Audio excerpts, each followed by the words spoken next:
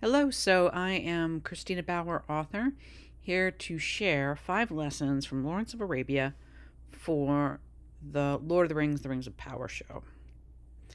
A quick, like I said, I'm an author. I write fantasy. I adore world building. Enough people think I'm good at it that this is now my day job, so yay me. And that's it. So I'm now working on a book, Arch Enemy, where there's an archangel and who has a surprise, surprise arch enemy.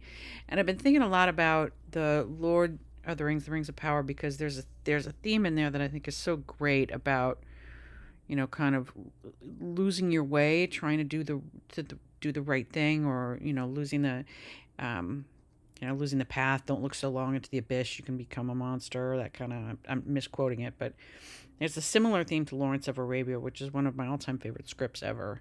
So part of my process is I actually make PowerPoints for myself. Hey, we all have our own things, right? So I'm sharing this one and recording it for everybody.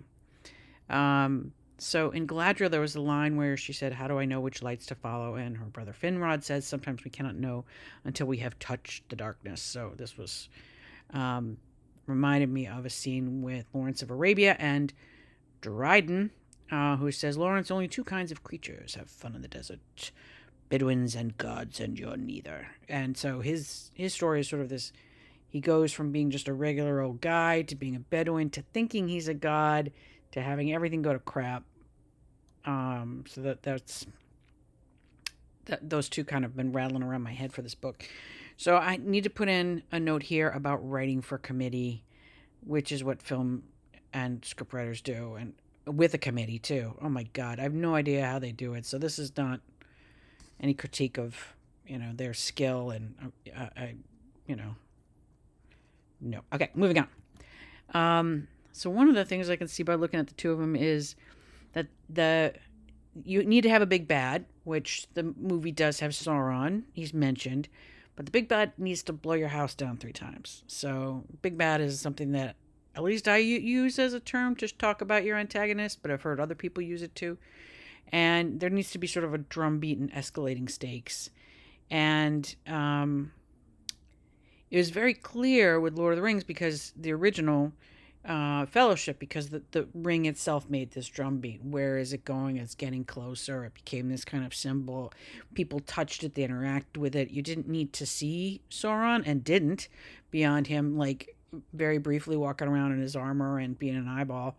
Um, so that I think is probably the best thing I can say about what that drum beat. I just didn't feel it. Um, in Lawrence of Arabia, it's there and it's just so subtle. I love it.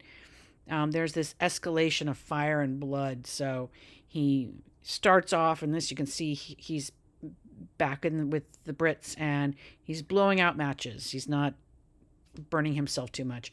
And then he goes onto the sun's anvil later in the movie, where he's in this desert and he's basically been fried to death. And then, so it's, and then being afraid of the sight of blood to loving the sight of blood. There we go. So there's a clear arc that I think could have been. I would like to see for my version flushed, not version, but that I would like to see flushed out more.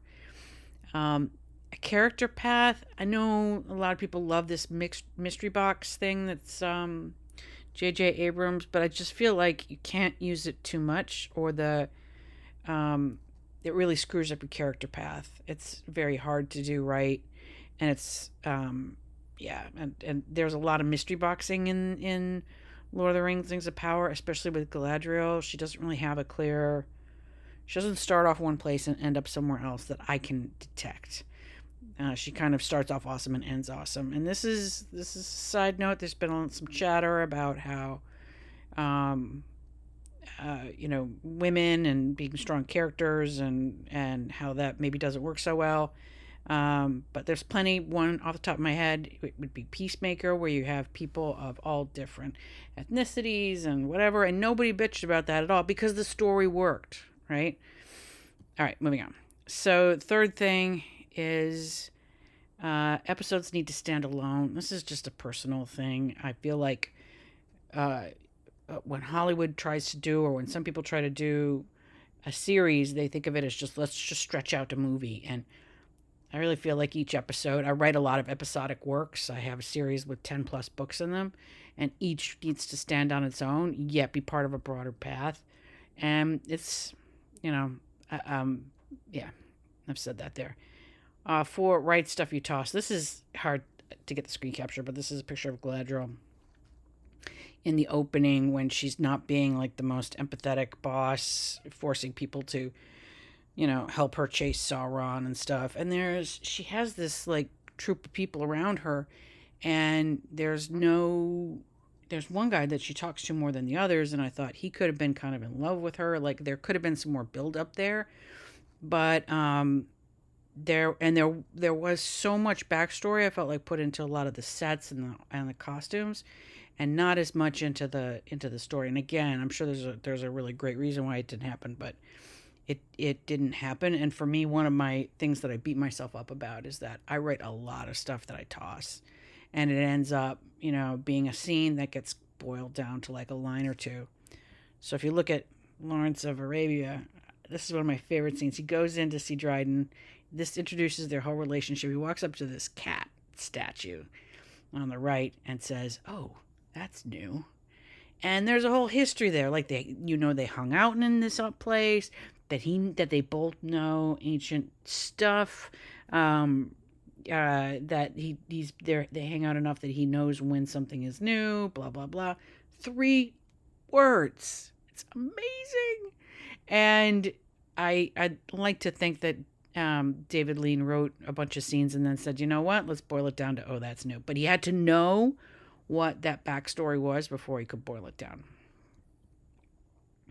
So my personal lessons as I get going, and I'll probably do more of these and share them just because why not?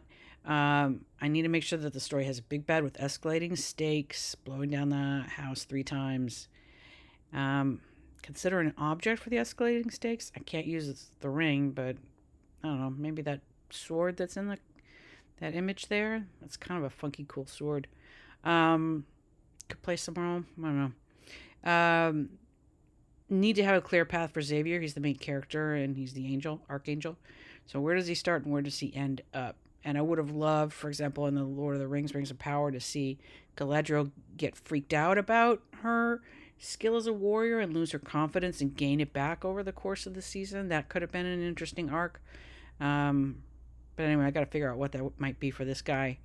And then my ongoing issue of don't beat myself up for writing stuff that I toss. So that's it. I kick ass, take names, write books. That's my website. That's it for now. Bye-bye.